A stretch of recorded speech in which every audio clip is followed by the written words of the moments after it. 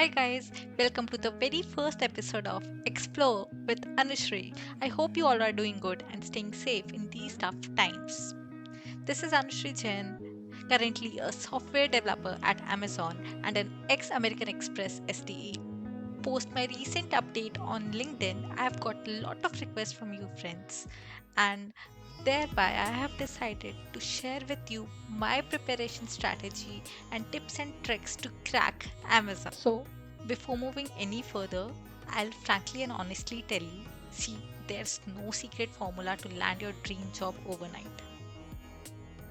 But if you plan properly, if you invest your time properly, if you are dedicated and consistent towards it, and you keep brushing your skills, no one can stop you from landing your dream job one day or the other. To make the process more easier and simpler for you, I have broken down the whole process into three simple steps, or rather say three phases: phase 1, phase 2, and phase 3. So, in the first phase, we will focus on getting our applications shortlisted to move to phase 2 and 3. Once our application is shortlisted, then comes the phase 2. Phase 2 involves clearing the first online round, coding contest, or a written round, whatever happens for you. Once phase 1 and 2 are sorted, then comes the final phase, that is phase 3. In phase 3, we have to pass all the interview rounds in order to reach our dream job. Now, when we know what these three phases are, let's get into details of how to surpass these three phases. Okay, so let's get to phase number 1, getting our application shortlisted. For that, the key role is played by our resume, because our resume or CV is the first point of contact, or rather, I should say, first impression that we make on our employer or recruiters. So, we have to make sure that that is bang on. This you have to keep in mind few key pointers which I am going to disclose right away. First and foremost, make sure your resume is short and precise. Don't exceed it more than 2 pages. If you think logically also, whoever sees your resume, the recruiter or the employer, will only have the time to watch it for not more than 10 seconds. So within that time frame, you have to make sure you leave your impression. For that, you have to keep in mind you should have at least 2 projects which you have really worked on and you know inside out. Apart from this, you should also attach references or links to the YouTube videos or to GitHub links so that it makes it more solid that yes, you have worked on it, right? And you have to highlight your achievements as well. Not everyone has the same achievements. Someone might be good at competitive programming, so other might be good at open source projects, or unless and until you are not a very exceptional child, right? So accordingly, you have to highlight that in your CV. Let's say you're doing an intern at so and so position in so and so firm. Okay, you don't only have to mention the project that you worked on, you also have to add the impact or the value that you added to the organization. That will leave a much more better impression to your recruiter. So now that you know how to get a perfect CV and get yourself shortlisted for the interviews and the online rounds, let's move on to phase 2. That is how to pass the first coding round or the written online contest which you have. You have to keep one thing in mind for that. That is, there's a difference between online rounds, the first online round, and the interviews which we have. So, online contests require speed and efficiency, which can be improved using competitive programming. While to clear the interviews, you have to get your hold on data structures and algorithms strong, which can be done through lead code and other things, which I'll talk about shortly. But before that, there are a few common things which we need to work on to clear both phase 2 and phase 3. So now I will list down few topics which are very basic topics that we need to get right. So the basic once the basics are cleared, then we can work on practicing towards it and improving it further, right? So the basic topics are arrays, strings, linked lists, hash maps and sets, stacks, queues, trees, binary trees, binary search trees, heaps, max heap, min heap. Then comes graphs.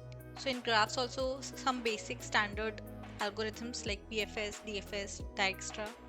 Okay, then one which is very common in Amazon interviews are disjoint set unions and heaps are heavily asked. And then move on to recursion. Once recursion is clear, then dynamic programming, and then we can do advanced topics like segment trees and tries. That is not compulsory, but first we have to set our basics right. Now, once you know the basic data structures and algorithms, and assuming you are a beginner, you can start practicing these questions on it from HackerRank. Once you are confident with HackerRank, you can move on to CodeChef and CodeForces, and then you can gradually start giving contests. Don't focus on ratings at the very beginning because there's a lot of scope of improvement and it takes time. But keep giving contests, be consistent, try to give it at least like schedule slots, proper slots when you will be giving contest. At least give it twice in a week, right?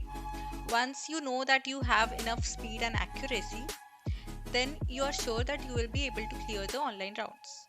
But there's still much more to do because just doing contests and competitive programming won't necessarily guarantee your dream job, right?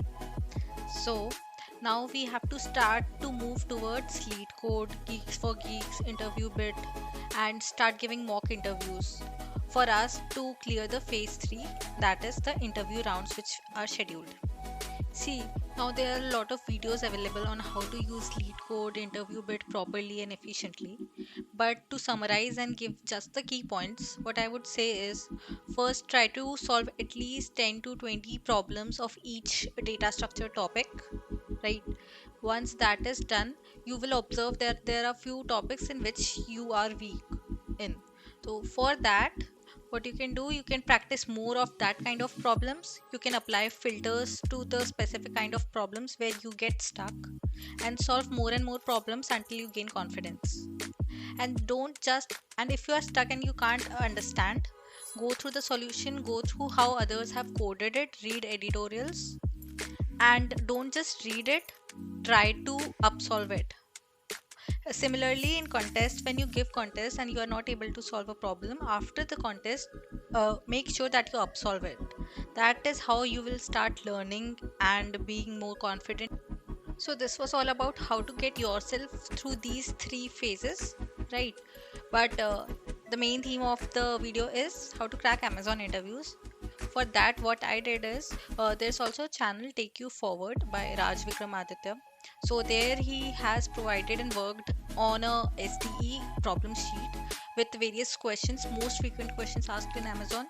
You can solve daily 7 to 8 problems depending upon the difficulty and the quality of the questions.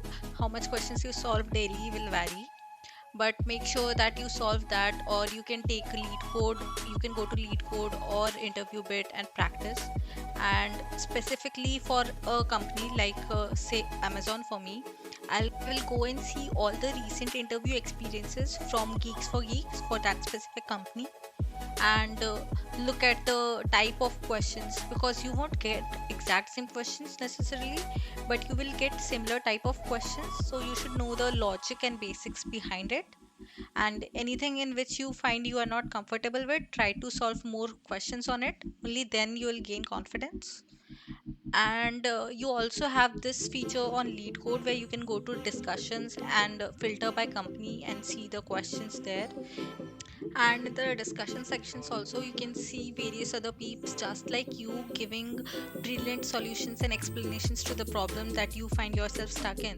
So if you can't understand through editorial, go and read others code solutions, and I guess that would be a good way to move forward. These were all the key points and prerequisites which I think is necessary for you to go and get your dream job, either it be Google, Facebook, YouTube, anything, Fang, not Fang. These are the key things that you have to ensure so that you can crack it. And apart from that, I hope it helped.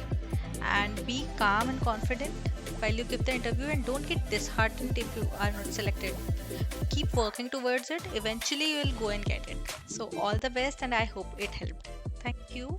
If you have any kind of doubts or concerns regarding any of it, feel free to drop your comments in the comment box below. Also, if you have some suggestions or pointers to be added, you can drop it in the comment box. And don't forget to give it a like if it helped you.